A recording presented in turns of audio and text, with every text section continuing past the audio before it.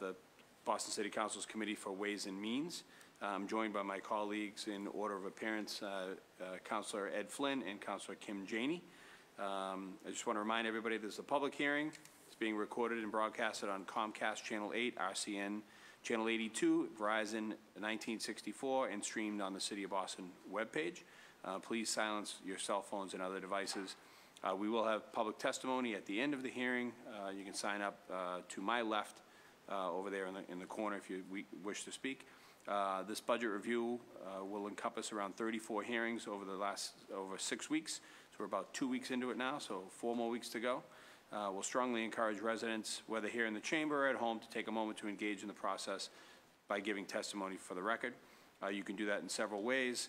One, obviously, is to come to the hearing to give testimony. You could email us, and also, obviously, we're all available for phone calls on your thoughts. Today's hearing is the Department of the Innovation and Technology, or the DoIT Department. Dockets number 0622 through 0625.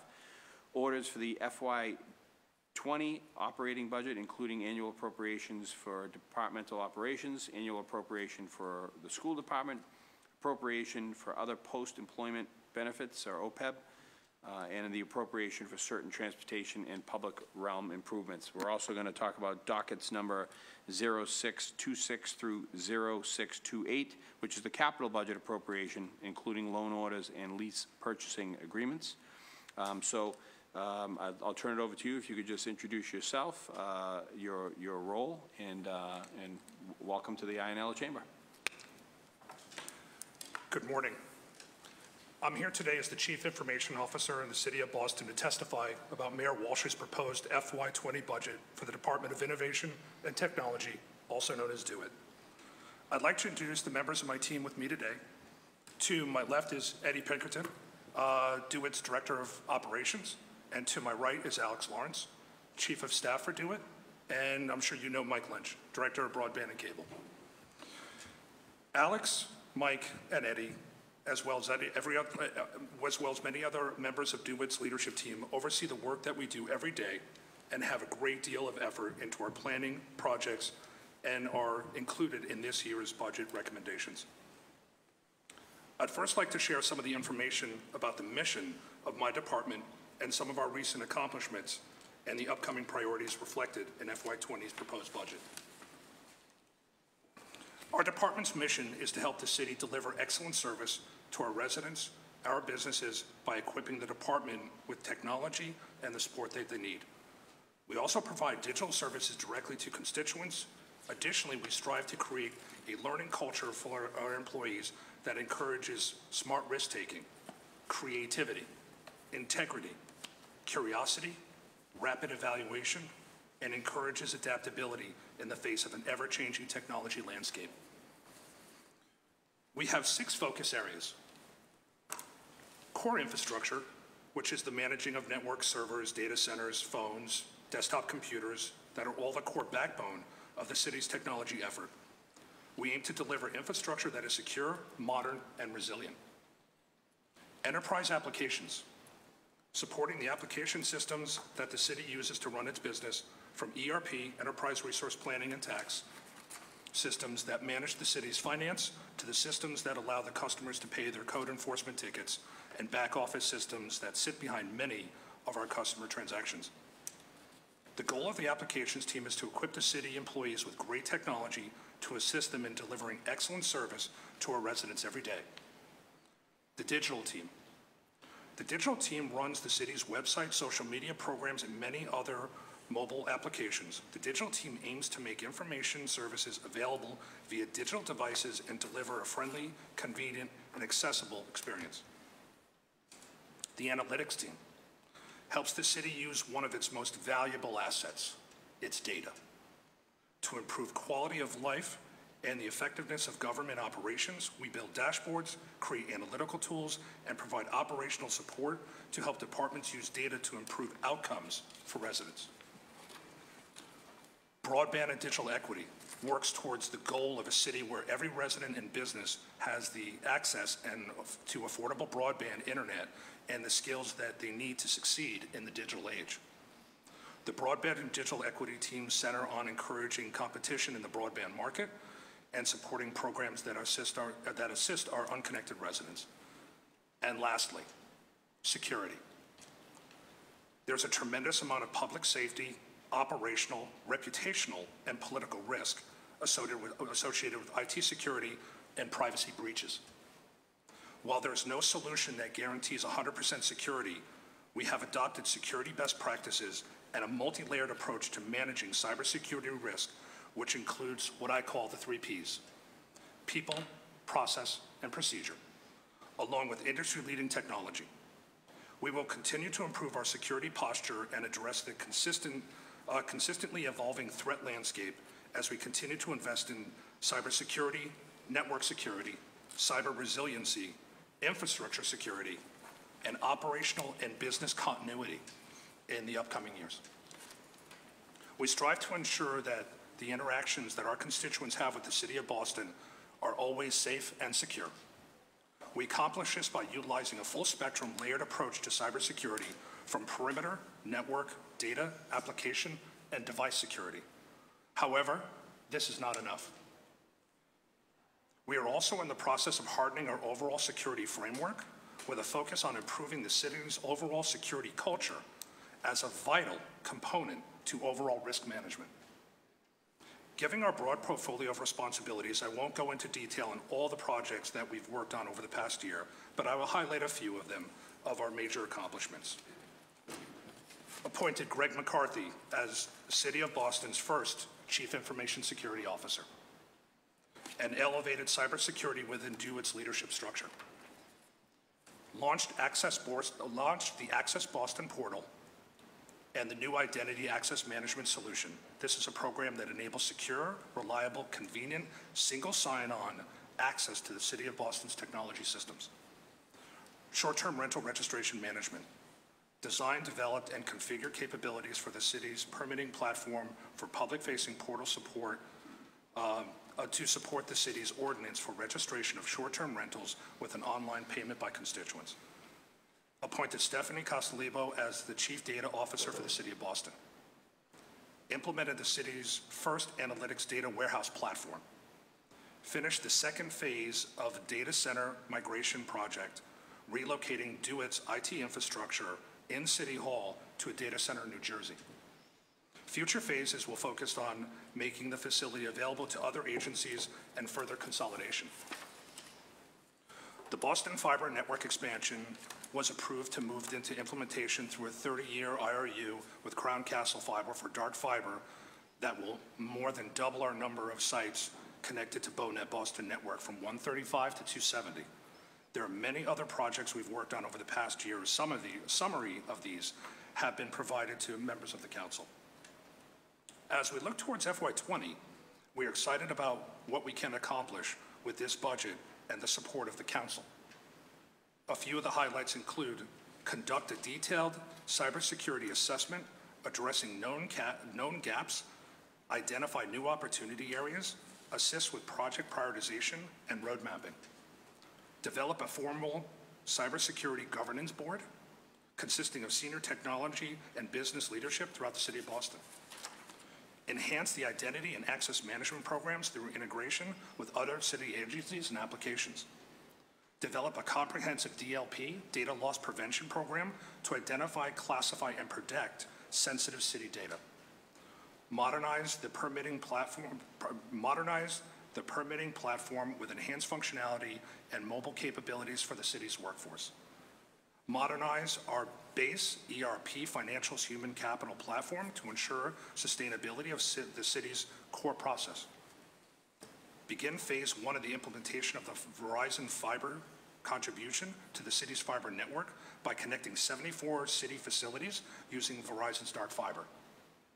Begin implementation of Crown Castle's IRU dark fiber service, connecting and lateral construction projects to facilitate connection of 86 facilities to the city's fiber network. Improve data quality by laying a solid foundation that enables us to fully understand the data we're working with. This includes such items as an MDM, Master Data Management Solution, to clarify, define, and manage the city's most critical data. Develop a formal data governance board consisting of a senior technology and business leadership throughout the city of Boston focused on the overall management of the availability, usability, integrity, and security of data used in the city of Boston.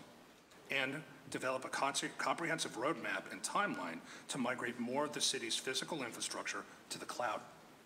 These and many other projects are outlined in the proposed budget materials. The Department of Innovation and Technology is here to help our government and our businesses and our residents succeed. It is our mission to support the delivery of exceptional city services through the use of technology. We are not here to simply provide IT services, but to be a true partner with a shared vision of success with other city departments in creating great outcomes for the residents of Boston.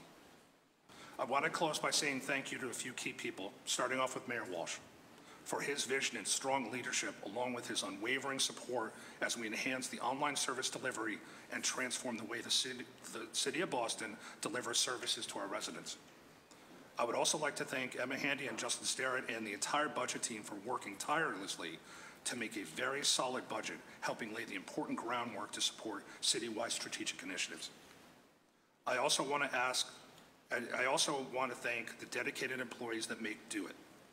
Work very hard at this important work that we do every day. Our efforts are not always visible, and they are certainly not always glamorous. Our work often takes tremendous collaboration, patience, thoughtfulness, and dedication.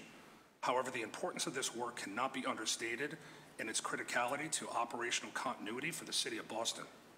Much of what DoIT employees do every day is the core backbone of online communications, public data, software applications, connectivity, and digital equity in the city. I'd lastly and sincerely a big thank you to the council for continuing to support the department and the critical work that we do every day. Thank you, and I, along with my team, are happy to take any questions that you have. Thank you very much, David. I'll turn it over. Due to a scheduling conflict, Councilor Janey has to scoot, so I'll give the floor to Councilor Janey first. Thank you so much, Mr. Chair. And first, I just want to thank you and your team. You know, when I first started out my career in the nonprofit world, email was brand new. We had to dial up to get to the internet. There was one computer that actually had the internet. None of our computers had internet. So we're in a whole new world now, and I appreciate the work that you do. I have a bunch of questions that I think I'll just bundle. I apologize that I do have to leave for another commitment. So I'm very much interested in what we're doing as a city to kind of close the digital divide. I want to hear more about the short-term rental platform that you're working on, where we are in terms of moving toward online voting, for example. And then I definitely want to hear about your discretionary spending and how much of your money is going to support local businesses of color, and women. And then I'll see if I have any follow-ups based on those questions. Thank you. So focusing, and I will start, and some of the members of my team will chime in different sections. When we look at the digital divide and when we look at digital equity, the starting point for me is really around connectivity and the skills to then, once the connectivity issue has been solved, how we are going to use that new platform now that we are all connected. Sorry. Technology, see. That was his phone. That was the alarm. I'm trying to figure out how to do this.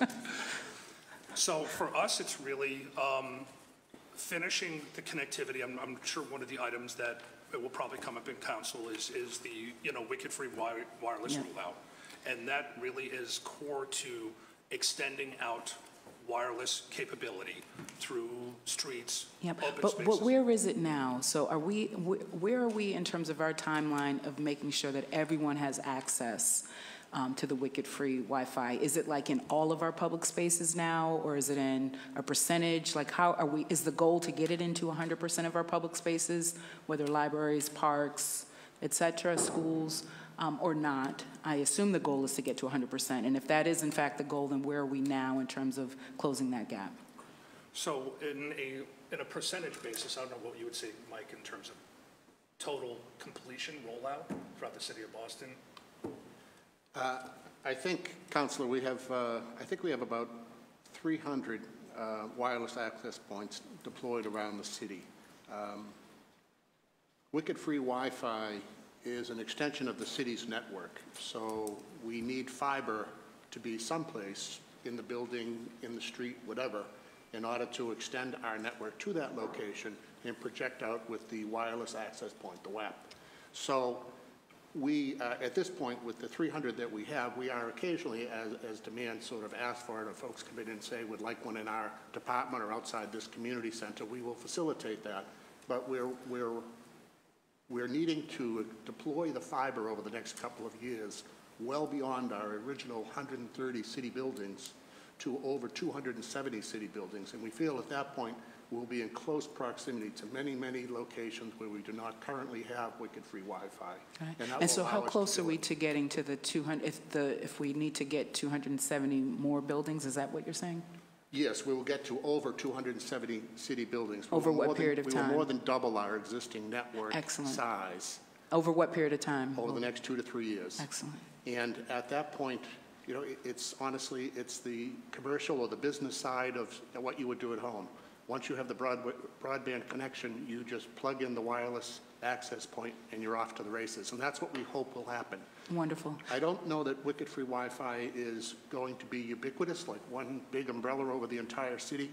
But our goal with wicket-free Wi-Fi, since we really started to put a lot of engines behind it in 2014, has been to put into the open spaces that the city has sort of care and custody of, whether that be parks, community centers, libraries, police stations, et cetera. Wonderful. As a follow-up, I hope you can get me the current locations and the projected locations by zip code. Great. I appreciate that. Thank you. In terms of the discretionary spend, I'm interested in that, the short-term rentals, online voting, et cetera, in my time that's remaining. Thank you. Eddie, you want to take the discretionary spending, and I will have Alex do the short-term rentals. Thank you. Oh, sorry, Councilor. Yeah, so for discretionary spending, we don't have anything specifically earmarked for local businesses specifically. We do business with about, or plan to do business with about 5 vendors. Sorry, one of them's a repeat. That are minority owned. We are doing our best to continue to push our vendors at 6 out of how many? I can give you that total. I think it's about 8% of our overall contracts for FY20, but I can get you the exact numbers. The number of MBEs is 8%. What about the amount of money that is going to I'll have to give you a MBEs? further breakdown of that. That would be helpful. Yep. I appreciate that. Thank you. As well as WBEs. Yep, we can get that for you. Yep. But yeah, we're continuing to push our efforts. I think So just to be clear, because I know I'm running out of time and I appreciate the chair, I think he's got a timer there making noise with the buzzer. I'm interested in knowing the total number of contracts and then what percentage of that is going to local MBEs or WBEs. And then I'm also interested in the total spend and what percentage of that is going again to local MBEs and WBEs. Yep. Given, and then once we understand what the current is, I want to know what the plan is moving forward to increase those numbers for FY20. Yep. No, we'll be happy to provide that to you after the hearing. I'll get you the exact breakdown. Wonderful. Yep. Thank you so much. And then online voting and short-term rentals. And I appreciate you taking me out of order. And you do have a timer on, don't you? Yeah, you're over. Oh, I didn't hear it buzz. I'm so I sorry. got made fun of when it went off last time, so. Oh. No, that's all right. Go ahead. This is a question everybody's looking for anyway, so. I apologize. And I want to thank nobody Councilor asked it again. Flynn for being flexible. Thank you and letting me go. So this is obviously my last question then. Thank you. I'm happy to speak generally about the work that we've done to support short-term rentals. Great. One of the exciting things, I think, about sort of this regulation is that it's allowed a true collaboration between ourselves, Inspectional Services, the Department of Neighborhood Development, the Policy Office, among others, where it's really had a place for us all to come together at the table and figure out sort of what pieces of enforcement and strategy are technology, are about housing, are about enforcement. And so one thing that we were able to do as the Department of Innovation and Technology is leverage some existing investments we had made in our permitting platform to be able to incredibly quickly stand up a registration platform. So we didn't have to spend basically a single dollar on that. We leveraged technology that we had already made investments in, that we'd already used for rental registration. So some of that was really just us thinking about sort of how do we take the existing technology stack that we have and fit it into the context of a new ordinance. So something that we feel really positively about. We're in the process of working, we've just finalized a contract with a vendor who's going to help us do some of the data collection so that we can really step up our enforcement efforts. And that's something we're obviously doing in close partnership with inspectional services. Was there anything else specifically that you wanted to? It was online voting, but I'm sure my colleague will perhaps get to that, so I'll leave that for him. Thank you again for the work that you do. I look forward to your follow-up and reviewing the tape to see the rest of the hearing. Thank you, Mr. Chair. Thank you, Councilor. Since we've been joined by Councilor Josh Zakam, Councilor Lydia Edwards, as well as President Andrea Campbell. Councilor Flynn, you have the floor. Thank you, Councilor McCarthy, and thank you to the panelists for being here. Can you talk a little about Wi-Fi in public housing? What type of access do our residents in public housing have as it relates to access to the internet? Sure, thanks, Councilor. It's a good question because and not to cut you off, but I represent the largest number of residents in public housing, and so making sure that they have access to the same level of technology as my constituents on Beacon Hill or my constituents in the Back Bay or downtown Boston. I want to make sure that my residents in public housing have the same and equal access to internet service as anybody else. Yes, Councilor. So just briefly, there are 4 things. I'll try to run through it very quickly. Every housing development obviously has access to broadband if they choose to pay for it from Comcast and soon also from Verizon. In addition to that, some of the folks behind you support programs for public housing residents in order to help them get online, in order to learn how to get online. Tech Goes Home has the online learning readiness program, for instance. And in addition to that, the fiber project that I mentioned to Councilor Janey and that you supported in October when we put out a contract for 30 years for new fiber, that fiber project is going to reach every housing development in the city. And when we do that, we will have all the administrative needs we have for a network, and we will project wicked-free Wi-Fi into the open spaces and the community rooms of all of those centers. Many years ago, public housing had lots of Wi-Fi. I think it was about 10 years ago, and it was the ARRA recovery money that supported it. As the money went away, the ability to sort of sustain that also went away. There wasn't new money for new equipment as things got tired and old. So this will be a sort of a rejuvenation of access for everybody, we hope, in public housing in Boston. You're right. I think that's an important issue. You know, as we talk about the achievement gap in the public school system, making sure that our children that are residents of public housing have that same level of access to educational opportunities through the internet as other residents outside of public housing. So that would be a priority for me, and you know, I'd like for you guys to stay on top of that and continue to update me and the council as well. I don't even think residents of public housing should be paying for it. We really need to address the achievement gap, and that's one small way of doing that. So whatever I can do to be helpful, please let me know. My other question had to do with, can you tell me a little about the Castle Square tenant organization? I know they received funding. I went by their facility and had an opportunity to talk to some of the young people that work there and some of the young people that participate in the program. But any background on the program itself and how it's doing?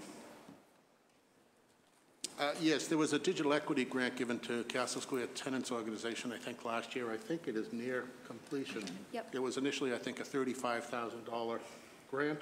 Yep. Sorry, I'm checking with the numbers guy to make sure I have that right. And Yeah, it was 35.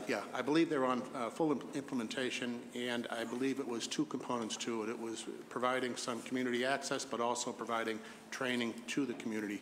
I haven't checked with the folks that we fund separately through the 21st Century Access Fund at Tech Goes Home, but I believe they also have an affiliated training program with Castle Square, if that helps. Yeah, it does, and I know it's a program to help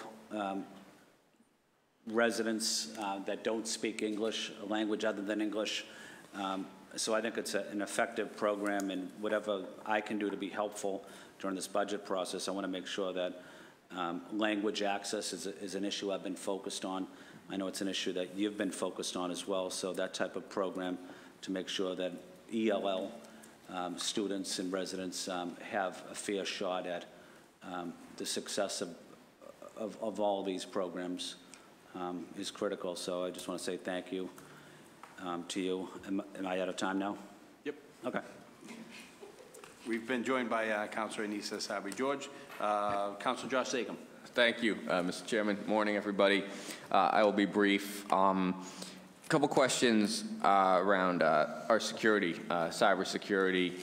I am no expert the way you all are, but certainly seeing, some of our peer cities subject to issues like ransomware, more so than I think sort of the data that we hold seems to be a big threat to cities. Is there, what are we doing to the extent you can talk about it? Do we have round-the-clock monitoring? Is it about two-factor authentication? What are we doing? What should we be doing? Are we doing the best that we should be doing, I guess? So, cybersecurity in general, it's a very large topic. In my experience in the IT sector, what's been most successful is a very layered approach, because there's not one solution that's a panacea that's going to solve everything. So it really starts down to, yes, I'm sure you saw the headlines, what happened in Baltimore this week. So there are the ransomware attacks, but there are also internal breaches, but there is also spear phishing and phishing attacks. So there's a laundry list of zero-day vulnerabilities that can happen. What the approach really starts off with individuals, users of the PCs, and making sure that they are educated in terms of the hygiene that needs to be in place to be a secure environment. That's why one of the things I talked about in my opening remarks around security was creating that security culture, and that's really where it starts. Because most of these from social engineering, so most of these breaches really happen at the end user level from information being shared out. So where we're approaching, so the Access Boston was a two-factor authentication, so that you need two factors to actually access our systems. That is one of the steps that we're taking. Also looking at kind of platform monitoring, looking at the environment, the continued scanning of the environment to be looking for threats. There is a lot that I'm going to be working with Greg McCarthy, our CISO, on as he reports directly to me now. Do we do that internally, or do we contract with someone else to do the monitoring? So the way I've always approached security, and this is more of a roundabout answer, is it actually starts off with people first. It starts off with the right people in the right jobs with the right skills. And then you layer on hardware, software, solutions, service contracts. There is an opportunity, to answer your question directly, there is an opportunity to do it internally, but also have it validated externally. Because we also need to have our environment looked at from outside, because there's always the possibility that we could have the issue internally. That's why we're not seeing it. And how is interacting with the Elections Commission? I know there have been, over the last few years, attempts to get into state voter registration files, I assume municipalities as well around the country. Is that a focus of our effort? I know, that's certainly an important issue heading into 2020 for sure. I don't know how much of an interest Russians have in our city council elections upcoming, but certainly in 2020, we want to make sure we're prepared. Do you have any? So yes, that is absolutely something that we're working at a city level, at a state level. From my time in Washington, D.C., that's on a national level. And we're all trying to get it right, and the clock is ticking to the 2020 election. So we are all really trying to focus on hardening our election infrastructure. And some states are better off than others, but that is definitely something that we are focused on to prepare ourselves for that. Yeah, and I would just, go ahead. So no, specifically, we have a governance committee formed with elections and emergency management and are participating in any of the contractual decisions with hardware to ensure that security is number one. That was something I was going to address with Councilor Janey's question to say, electronic voting is incredibly important from access, but security also just has to be a number one thing. And obviously that's where we come to the table every day and say, yeah, Councilor Janey and I may have different ideas about electronic voting at this point in time. For that reason, I see the chairman looking at me. I would just like to add that, in Boston, I think we're lucky to be home to some of the leading cybersecurity firms in the world, certainly in the nation. And I know, many of them are based in my district, and many of them have expressed an interest on a pro bono basis of working with the city, with the state. And I think we need to make sure to take advantage of that to the extent it's appropriate. And I'm more than happy to help work with you on that. Thank you very much. Thank you, Councilor. We've been joined by Councilor Frank Baker. Did I already say Anissa was here? Mm-hmm. I did. Okay. So we've been joined by Councilor Baker. Councilor Lydia Edwards. Hi, thank you so much for joining us, and I apologize for coming in the middle of your presentation. I've been lucky to work with you when I was in the administration or working at OHS, and seeing you work efficiently and making sure we got Metco and making sure we got the Metro list over and assuring that people had access. And so what I think you're fully aware of is one of the greater equalizers is access, to technology, and being able to access city resources through technology is really becoming how people are able to access jobs. And so my line of questioning they've already taken some points of it, so I just want to talk about areas where I'm hoping to see an increase in access. One is I think we had a lot of conversation about marijuana equity and concerns about that. And one of the things I thought you did extremely well was when it came to contracting. There's the map at REMS that you can, or property that's up for, contract, the RFP's out. You can look on color-coded dots about where all of that's happening. I think that's exceptional. I brought it up to Office of Emerging Industries, and I'm hoping to bring it up to you guys, a possible map too that can show where the applications are for cannabis stores or cannabis products, where they are in the pipeline, if they've been granted, if they've gotten a host community agreement, so that communities can monitor from 30,000-foot view what's going on, but also the companies too. They're finding they're bumping up against each other because they have no idea who's trying to go where. So I think that would help with transparency. That would help with the community knowing what's going on in a kind of real-time basis. And I think it would also really, again, grant access so people could plan a little bit more. Another area where I think access and technology is the pipelines that we want to create. The reports are out there, the comments are out there about how we don't have a lot of our city contracts going to people of color and women. I've having seen and tried to guide somebody through the contracting process, I was overwhelmed by it. But I think what could help is how a portal, working with the agencies to make sure the portal is even more streamlined, that maybe a universal application for certain kinds of contracts, you sign up and then you're getting notifications about when they're available again, when if there's a certain kind that they should be willing to apply for, if there's some sort of portal that, all my basic information is just held, and then as city contracts come up in construction or in technology or in housing, whatever the agency is, maybe some people could have access to it that way. The same with jobs. I would love to see if there's an app that could be created for folks to know when jobs are available. I know the website is up and people could go find them and search for them, but I think, again, it's about pipeline creating and bridge building. And I've seen you do such incredible work with housing and with REMS, so I'm just suggesting these other things as well. And then finally, youth engagement, they're on the phones, they're on the computers, they're there with you, and I'm just wondering if there's a possible way to get some kids working with you, or you're willing to work with. We have some very active kids, Turn It Around, and having them come in and just say what they'd love to see for a city government website, and that you guys be willing to work with them, build with them more, I would kid-friendly or teenage-friendly, accessible website, I think that would be a wonderful bridge to build.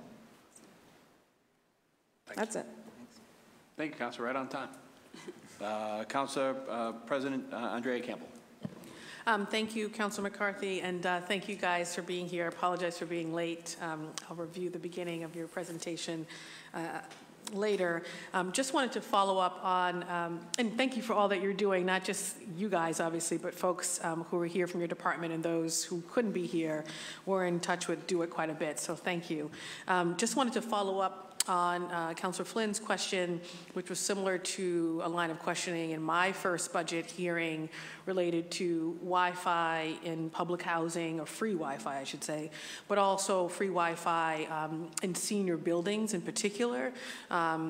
So if to the extent there's more that we could be doing, I'd love to continue to stay in conversation about that with Councilor Flynn and anyone else. I do remember some of the buildings in Dorchester in my district.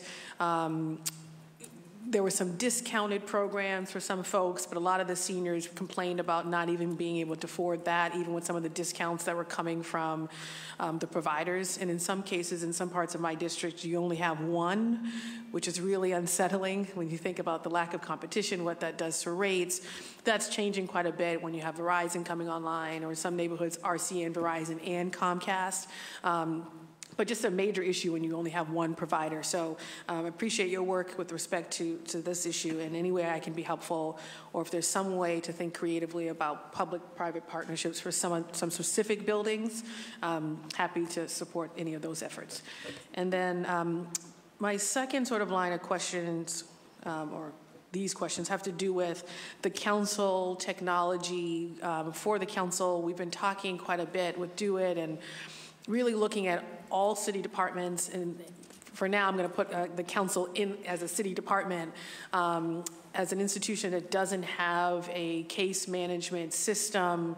There's still some councils. We did a survey early on at the beginning of my council presidency, and some councils were using manila folders to track cases in 2018, which we all know is ridiculous. So I'm curious, which departments currently have a CRM system to do their work, particularly their constituent cases, and what's the cost? And if we have to do this sort of afterwards via a document, that's fine, but I'd be curious what the cost is for that system, and what the number of users are in that particular department.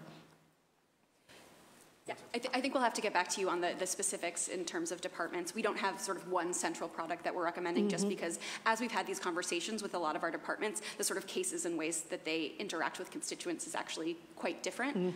But it is something that we've been spending a lot of time thinking about, sort of what does it look like to have one core technology that we recommend.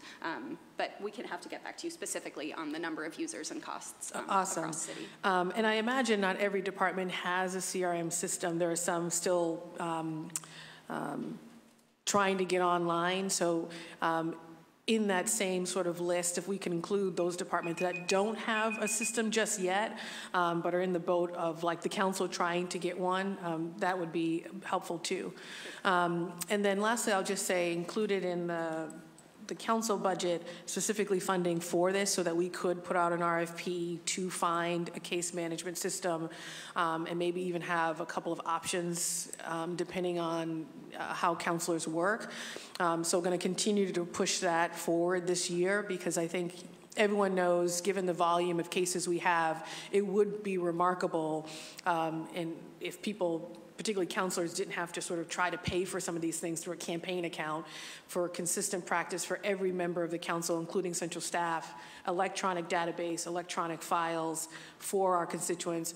But also at some point, maybe the technology is so good that you could even see if another counselor is working on that constituent case and you're not duplicating efforts either with our at-large counselors or even other district counselors. Saves us time and energy. So I'll continue conversations on that, and thank you. Thank you, Councilor McCarthy. Thank you very much. Councilor Anissa Sabi-George. Thank you, Chair, for chairing a very well-run meeting today. And thank you all for being here. Just to follow up on Councilor Campbell's questions, last year during FY19, one of the goals was to update our SIRE system. And, we want to improve how constituents are able to access and view council legislation, our ordinance, our hearing orders, our resolutions, and there was a conversation around replacing the current SIRE system. Can you share some of the update on that effort? Yeah, happy to. So for leading into the end of FY19 and going to FY20, we plan to have an RFP release to look for... Could you, I oh, can't, sorry. I don't have time hearing you. Going towards the end of FY19 and leading into FY20, we plan to have an RFP release to find that solution to replace SIRE. I would imagine that over the next month you should see that published. And my hope is that by midsummer we'll be reviewing proposals, most likely working with you or your staff to figure What's out... been the delay? I'll have to get back to you on more of the specifics on the delay. I think it's more of just where we're allocating resources. I know this is a priority, but I think that's probably where we fell short in pushing this forward in FY19. But we should have something out on the streets over the next couple months. Okay, so the RFP will go out eventually or soon, hopefully. Yes. Yeah. And so the funds that were affiliated with that item last for this current fiscal year 19, will that dollar amount roll over into FY20, or how will those dollars be used? I will have to get back to you on specifics of that. We are working with the budget office to make sure that for whatever that new solution is, it is going to be adequately funded. Thank you. And then also part of last year's, one of the goals I think that was discussed last year during this hearing was an effort for you to partner with the Youth Engagement Office regarding some of our youth jobs and creating some sort of portal to access those jobs. Can you talk a little bit about that process? Yeah, that work is still ongoing, and we've been having conversations with them to sort of figure out the best way to do that. It's been a lot of back and forth of figuring out, is it really an application or is it something that should live on our website? So we continue to have those is there a youth jobs portal at this point? Not currently, no. No. So where does that stand? Where are we close to an RFP on that to get that process online? We've still been figuring out whether an RFP is the right thing or if this is something that we should be working with them to build in-house, but we'll get an update on that for you. Great. That's it for me. Thank you, Chair. Thank you very much, Councilor. Councilor Frank Baker. Thank you, Mr. Chair. Good morning. Good morning. Excuse me.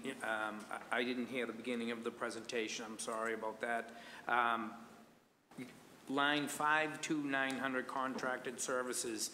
A couple of years ago, it was like 7,400,000 and whatever, and it's steadily declined. Can you explain what that is and what your contracted services are? Yeah, so... Which good job in that decline. Yeah, I give a lot of credit to the budget office as well for helping us down that, but a lot of it is bringing individuals mostly on a short-term basis to help us out with some of our projects moving forward. So one way that we've been able to, our support for those projects. So one way we've been able to mitigate some of these costs is that the budget office has worked with us to increase our headcount. So if you look at our increase over the last few years, I think we have roughly 10 to 15 new headcount for just support. New headcount meaning new employees. Yeah, yep. And that's, and like I said, contribute to the budget office working on us knowing that we need support for those projects and we can't continue using outside third-party services to provide that. So, so we hired in-house. Yeah. Good. And then another charge, 54900 other current charges. What is that? Yeah, it could use a little more detail, but it's mostly our software renewals. So this line's a challenge for us, for anyone in the IT industry. I think on average we look at a 3% increase across all of our software platforms. So we're trying to do more and more from a procurement standpoint to try to suppress those costs. But it's a challenging line. So for in us. each contract, it's 3% every year. Average. I could give you more details on what that is. It does fluctuate, but it's a challenge for us to continue to maintain costs on that line. Yeah, thank you. Do we have any efforts going on, and can we explain? We had IST in here the other day. Can we talk about what's happening in there with their ability to say everybody have the same set of plans? We don't come across. We brought this paperwork in with the plans in there, and somewhere along the line, that hard copy went missing. Can we talk about what's happening over there? Yeah, that's another place where we've been focusing a ton of attention. We're working very collaboratively with inspectional services to improve the underlying technology that supports exactly what you're describing. And there will also be in our procurement, I think Commissioner Christopher talked about it specifically in the hearing, that we're working on together. And so what's the timeline on that? We're in the process of finalizing the details, but it should be in pretty short order. Okay. For the RFP to be released. And then, so the RFP will be 6 months? The RFP will be less than that, but then it's getting the folks in. And can you talk about, a little bit about what we're looking to do over there?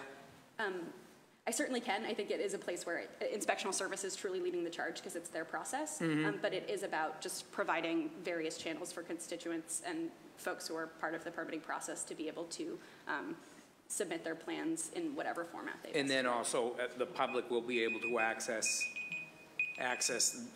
this technology also. Will this be, are we working on, sorry, there's not many people left too, so. Thank you. So are we working on 2 different platforms, one that would be all in-house ISD, and then also with the way the public interacts with ISD? Does that make sense to you? Or? Sorry, I'm not totally sure I understand the question. Okay, so are the upgrades at ISD, are they focused on the operations of ISD, and does that interface with the public at all? Yes, absolutely. Will that interface with the public? Yes, absolutely. This is not just about ISD internal operations. It's about, like, those plans come from the public who are applying for permits, and then it goes across various agencies. Okay, good. Thank you, Mr. Chair. You got it. Before we go second round, there are 2 people who signed up to testify, so we'll do public testimony before a second round of questioning from the councilors. Susan O'Connor and Daniel Noyes would like to testify? Or did you just accidentally miss? Mr. Chair, I think they probably had signed up for the following hearing, which is on the funding for the 21st Century Access Fund. All right, good enough. That's fine. So we're back. Councilor Flynn, do you have anything further? Councilor Flynn. Thank you, Councilor McCarthy, and again, thank you to the panelists for being here. And Michael, I know you have and organize, manage an excellent outreach on cable television program. Can you talk about some of the TV programs for our immigrant community, those that may not speak English? What type of outreach and services are we providing to them in terms of cable programs? Certainly, Councillor. This discussion sort of overlaps with the following discussion, which will be funding for the Access Fund. But Boston Neighborhood Network Media Group, the BNN TV group, has a very active, I think it's ready for the next hearing, I should probably find the paperwork, okay. But they have a very active recruitment of programming in other languages. And I believe they have someone on staff who, when they have identified a constituency that's not being served by local Boston programming, they have a very strong network with other access centers across Massachusetts as well as in other cities across the country. And they share this programming back and forth in order to provide a pretty robust array of programming in languages other than English. Well, thank you, Michael. I've noticed that as well. I do watch the programs, and I think it's an excellent service the City of Boston provides to our residents, so I'm happy about that, and I think it's an excellent way that we're able to reach a large population of residents that may not speak English. So I just wanted to recognize the good work of the City of Boston on that initiative. Mr. Chairman, that's all I have. Thank you very much, Councilor Flynn. Councilor Nisa George. I'm okay, thank you. Okay, I think that'll wrap this up. Let me shut this off before we start buzzing again. There we go. Okay, so these were dockets number 0622 through 0625. We advertised dockets number 0626 and 0628 at noon. So we will adjourn this hearing and we'll crank up the next one at noon for dockets 0626 through 0628. So this has been a hearing for dockets number 0622 through 0625 with the Department of Innovation and Technology. This hearing is adjourned.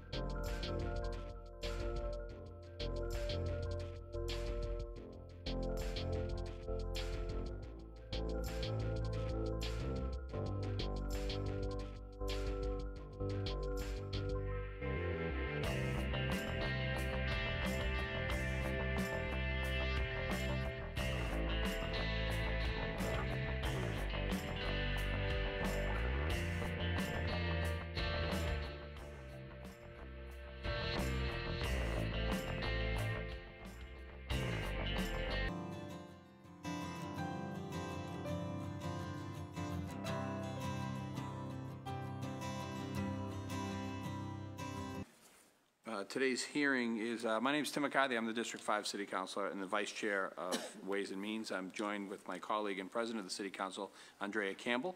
I want to remind everybody that this is a public hearing being recorded on and broadcasted on Comcast Channel 8, RCN 82, Verizon 1964, as well as streamed on the City of Boston webpage. Please silence your cell phones and other devices. We'll have public testimony. If you'd like to sign in, I know we do have a couple people who are ready to testify. There's additional sheets over in the corner. We've been joined by Councilor Anissa Sabi-George as well. Today's hearing is on 21st Century Fund, PEG Access and Cable-Related Fund. This is docket number 0630.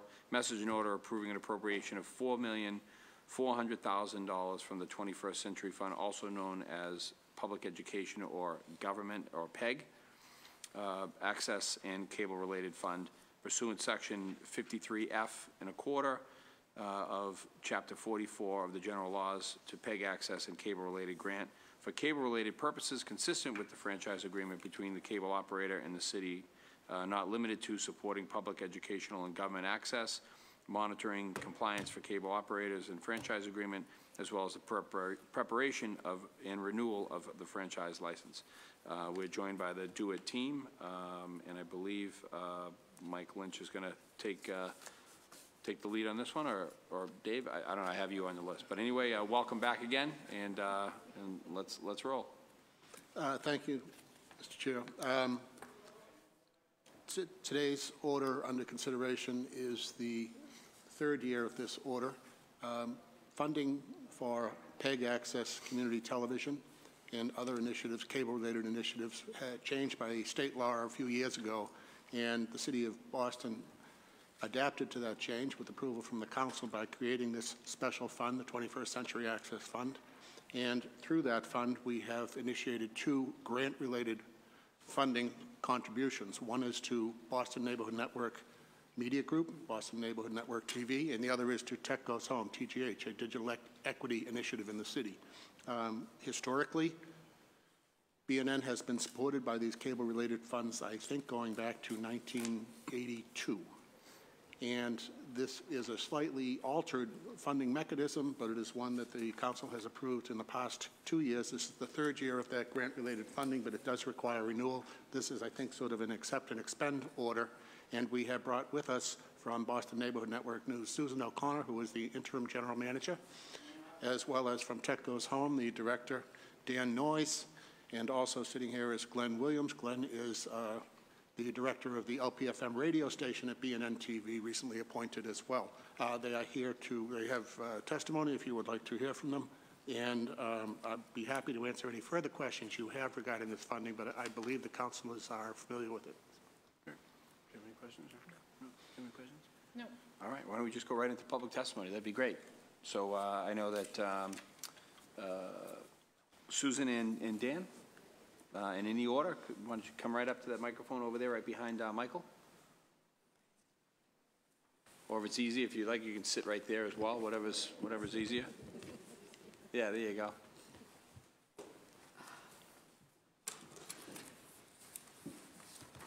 Well, I'm Susan O'Connor. I'm the interim general manager.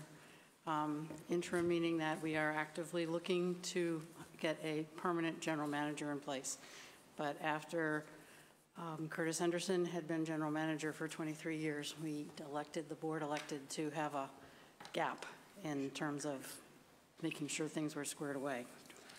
I'm testifying today on behalf of BNN in support of this order to fund public education and government access that BNN provides to Boston cable viewers, radio listeners, as well as to residents who get us through the internet and the streaming that we do.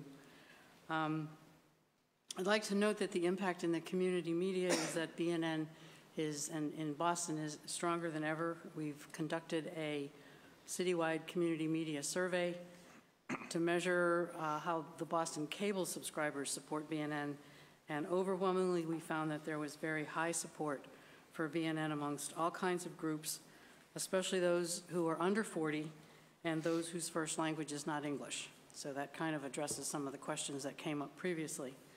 80% strongly value BNN's community channels that feature local content.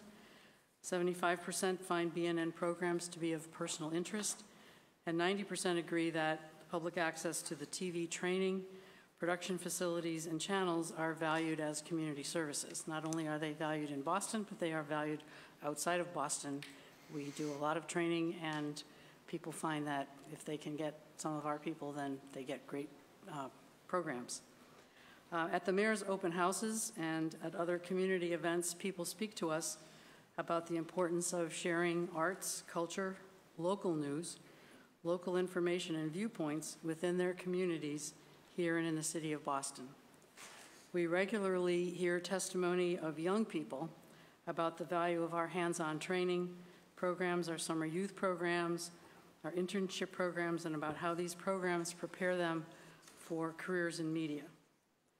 I'm happy to report to the council that during this fiscal year to date, the BNN staff and crew have produced 968 shows, including the Neighborhood Network News, which is BNN's nightly news program, election coverage of events that involve the races for the U.S. representative from the Massachusetts 7th Congressional District, the Suffolk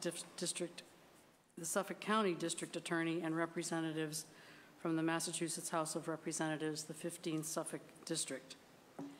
We do a lot of coverage of high school sports and games through Game of the Week, and we also do live coverage of parades, civic events, and community celebrations across the city.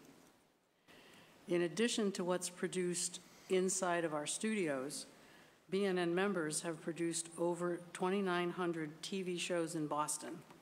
That's 76 new shows each week talking about what's going on in the city of Boston. Many BNN-produced shows are now available for viewing through what we call video on demand, VOD, for the convenience of those who can't watch programs when they're actually broadcast or even when they're repeated. We have over 800 Boston nonprofits, schools, churches, city agencies, and community groups who use BNN resources. The TV and radio studios, we have a media lab equipment. We have equipment that they can take out. We have production facilities, and this enables them to connect to Boston's residents. We have over 18 Boston residents who have been certified in radio production, and they've created over 321 hours of local interest programming just in this past 9 months. An unanticipated impact of the radio station is that individuals with disabilities that might have made it difficult for them to produce a TV show now find it as a great resource in order to get their views expressed. We provide public service to Boston nonprofits by creating PSAs, channel slides, and we also, through our local origination, feature some of these nonprofits and their activities in BNN-produced programming. We've just implemented a week-long vacation program, and we're calling it the BNN Media Force, because we can't call it a camp, in which cadets from grades 4 to 6 learn how to produce their own shows from concept and planning through shooting and editing. And these programs are broadcast on our channels, and we are going to expand this program for 6 to 8 weeks during the summer. We have a very strong partnership with Roxbury Community College that we provided classroom space when the Media Arts building was under construction. We have two students from RCC who will be completing 150-hour internships at BNN, and we otherwise make our media resources available to RCC classes and students as needed and as appropriate. I hope I've been able to convey to you the great public benefits and value of the city's continued support for PEG Access and BNN Media, TV, radio, digital productions. We're proud of our success in providing community access television for Boston for over 36 years. And with your approval and continued support for BNN and through this funding, we'll be able to provide local television, radio, and media training and production and access services to everyone. Through our many partnerships, BNN Media will also be able to continue providing engineering and technical support to the Boston PEG channels, including Boston City TV, City Council TV, Boston Kids and Family TV, and the new WBCA low-power FM community station, which I believe are essential community programming services. It's really the only way that people can actually get access to what's going on locally, other than if it bleeds and other kinds of disasters. On behalf of BNN, I would like to thank the City Council, Mayor Martin J. Walsh, David Engels, Mike Lynch, and everybody in DoIT for their continued commitment to sustaining BNN Media, a place for Boston residents to create local programming for local benefit. Without the support of the City of Boston through its cable and radio licenses, we would not be able to serve so many Boston residents and nonprofits over these years. Thank you very much. Thank you very much, Susan. I have no questions. Every time I'm over in that building with all of the programming that you have over there, it's such a positive vibe going on, where Curtis was there for so long, and now you've taken over and done such a wonderful job. All of the shows are really well liked, and again, it is a special place. You know, when you come in there, David or whoever greets you right out of the gate and, you know, sits you down, and it's just a very positive thing. And I think everything that comes out of there, whether it's the Rosendale Parade or whatever you're covering, is done so well and so professionally. So I want to thank you for a great job that you've done in the interim, and maybe you should just stay. Just thinking out loud. But do my colleagues have any questions? No, just thank you. I have a quick one. I just want to thank you for covering the Dorchester Day Parade so wonderfully, and across the city. Can you just tell us, just very briefly, how many of our Boston Public Schools that you're partnered with? Because I know a lot of our students utilize the studio for different things and the services. I don't really know the answer to that question. We have. I was hoping to give you a moment to brag, because I know that there is a lot of connection between the two. One of the things that we want to we are doing is that we are on the advisory council for the radio and TV broadcast at Madison Park High School, and so one of the things that I'm trying to do is to help those students engage in what's going on within the city, and then what they produce, we will guarantee that we will broadcast. It's not exactly it's not cooked. It's still something that we're really trying to work on. Last summer, we had a lot of students through our Youth Voices program, and there were 16 different students who came from various high schools within the city. I think this year we're going to really try to focus on getting the younger kids engaged.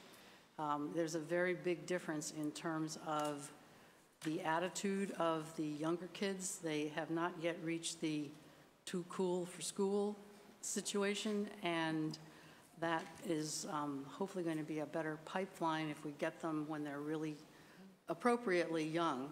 And some of those kids are amazing, and they're in 3rd and 4th grade. To be able to kind of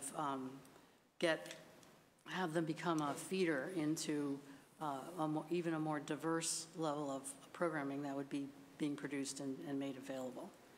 And there are a lot of other things that I'd like to see happen in terms of a youth focus. And I'd love to have a TV program that's, the good news about youth in Boston. That's not the right title, but things along those lines. Great, love it. Thank you very much. Thank you, Chair. Thank you. You're welcome. And then Dan Noyes.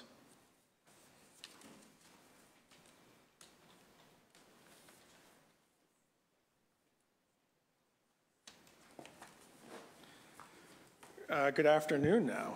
I'm honored to be here on behalf of Tech Goes Home. First, I want to thank the DoIT team who over the years have been so kind to us and housed us for a good long time until we outgrew our space.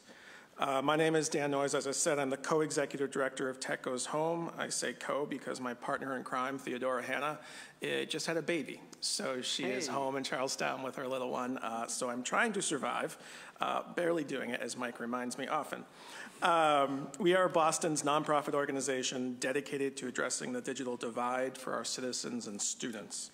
I'm testifying this morning, or this afternoon actually, in favor of this order to fund the 21st Century Access Fund, which will support Tech Goes Home, which is an award-winning nonprofit that empowers communities to access and use digital tools to overcome barriers and advance lives.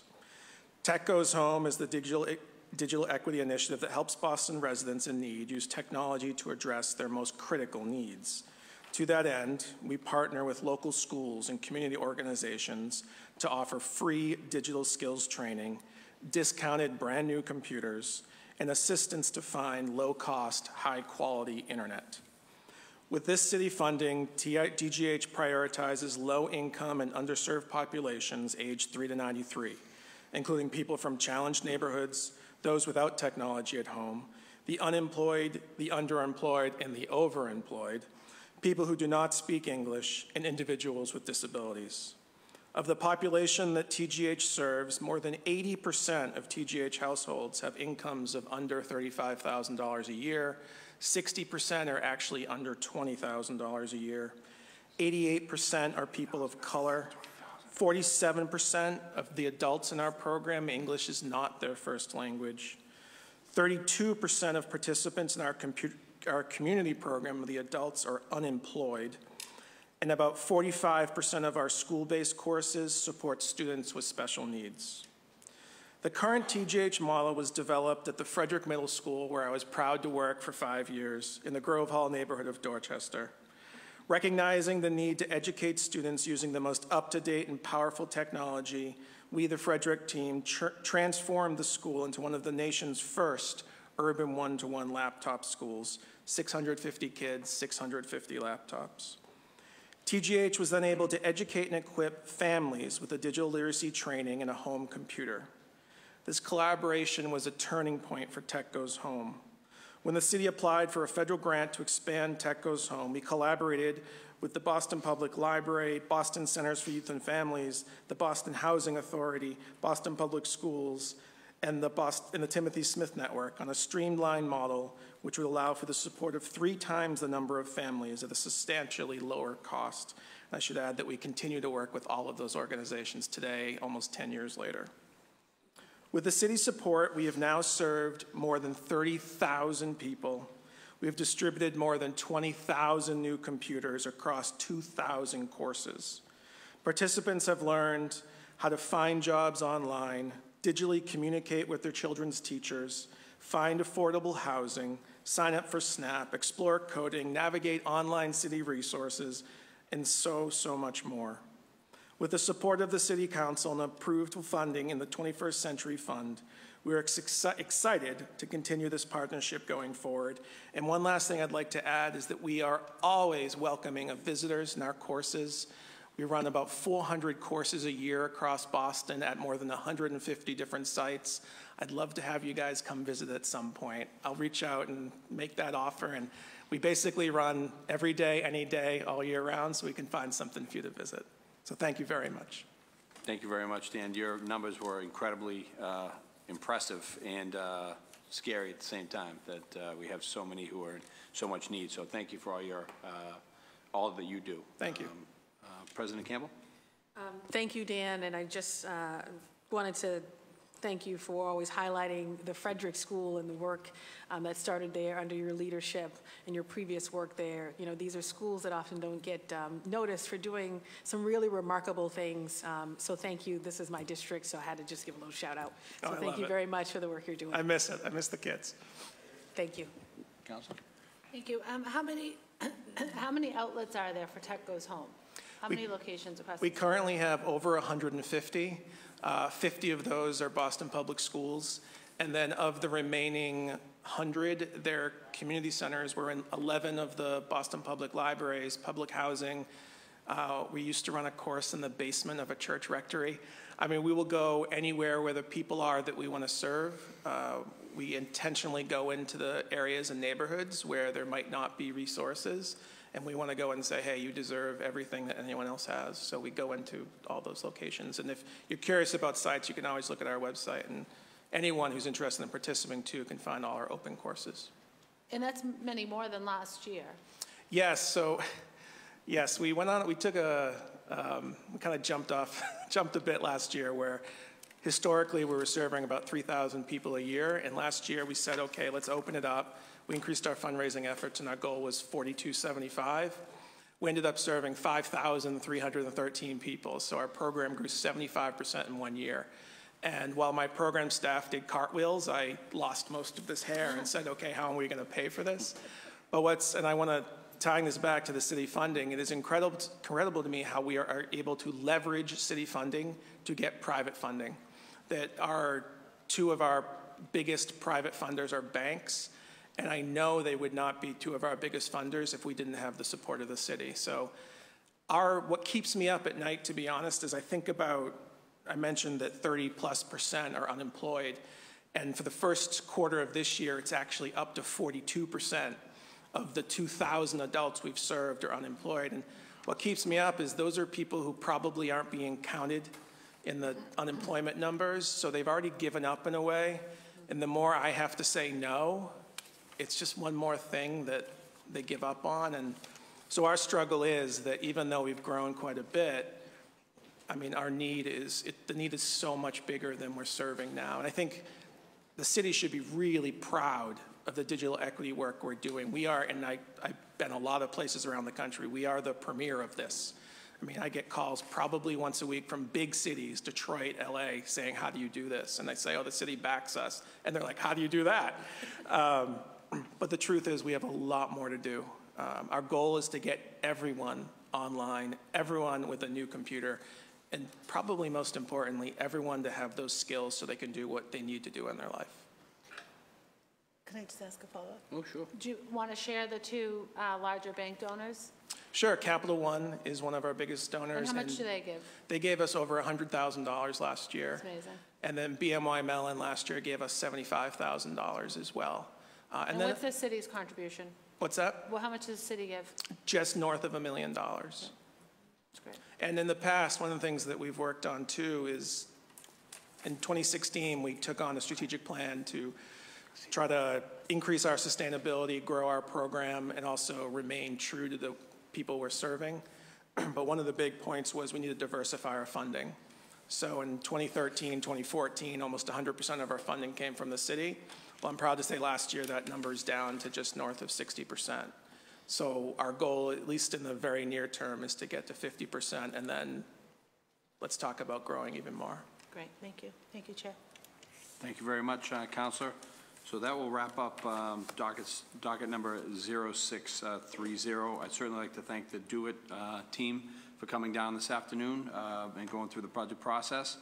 Certainly thank Dan and Susan for their testimony, wonderful programs, and thanks for Glenn Williams, the voice of Rosendale, for making an appearance in the council chamber today. It's always good to see him. So this has been docket number 0630, a message in order approving the appropriation of $4,400,000 in the 21st Century Fund known as the PEG. Dockets number 0630 is now adjourned.